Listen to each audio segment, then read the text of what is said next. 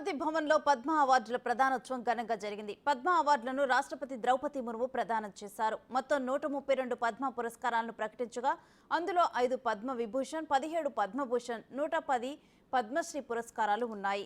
మాజీ ఉపరాష్ట్రపతి వెంకయ్య నాయుడు పద్మ విభూషణ్ పురస్కారాన్ని అందుకున్నారు.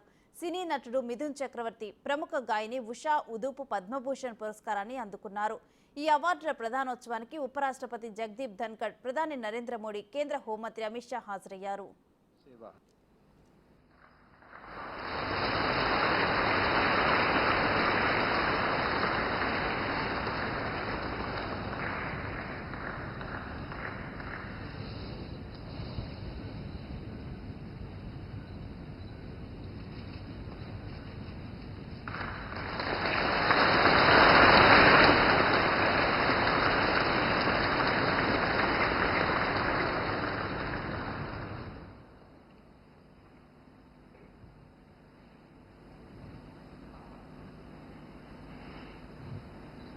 डॉक्टर बिंदेश्वर पाठक मरणोपरांत समाज सेवा